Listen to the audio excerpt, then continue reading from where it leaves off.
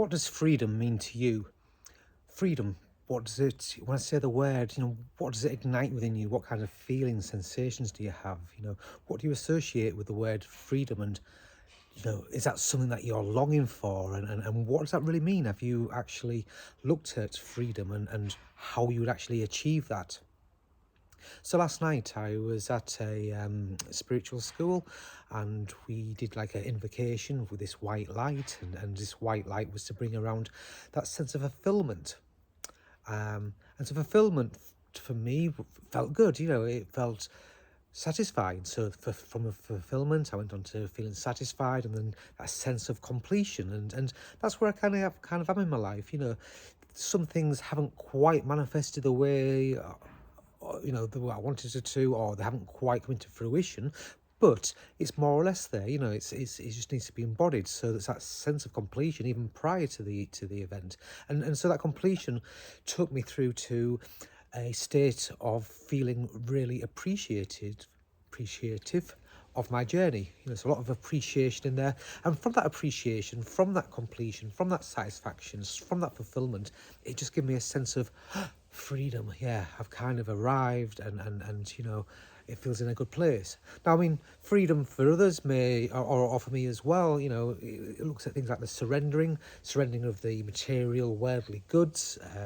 So, I mean, there's a bit of a clue that we come into this world with nothing, and we leave with nothing. We don't see the hearse that carries our body away, in the coffin with a roof rack and a trailer and a U-Haul kind of parade of removal vans behind. We come with nothing, we leave with nothing. There's a clue in there. So that attachment to all these kind of material goods, the money, the accolades, maybe the Facebook, Instagram followers, the fame, the prestige, all these kinds of things that we're constantly seeking, striving for, wanting, yearning for, lusting for, whatever word you want to use there.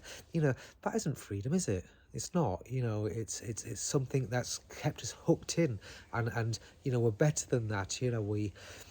We're here, and I've mentioned it before on our soul remembrance. We we are so powerful, we are so blessed, we are so loved, we are so abundant already. And it's that helicopter view, being able to sort of like see,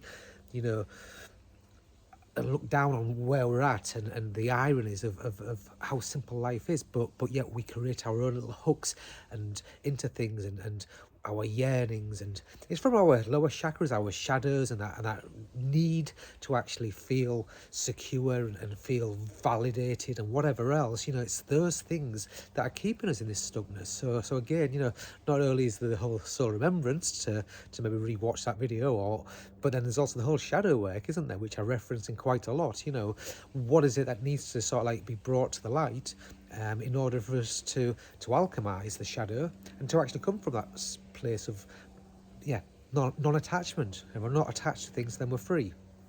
So for others, it may be that surrendering to expectations, not being attached to those feelings and emotions around particular outcomes. So it's got to work in this way, it's got to work with that way. And I'm freaking guilty of this. I stress about it, things are too much in my head, and thinking, oh yeah, that doesn't happen, that's got to line up, what happens if this happens, what happens if that happens, oh, now I'm doing this, but how am I going to be financially okay with that, because that's going to happen, that's freaking crazy.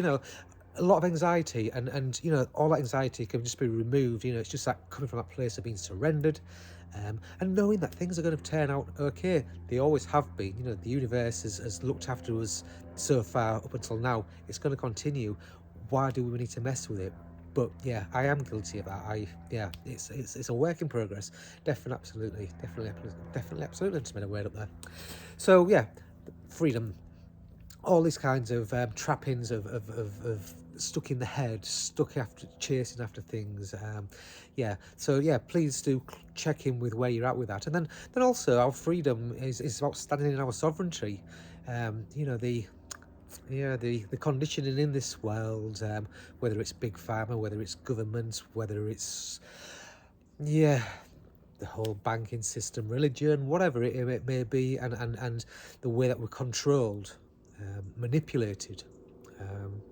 that's all I can really say. I could go down a whole rabbit hole here, but yeah, about with standing in your power, having those firm boundaries, and not giving that power away.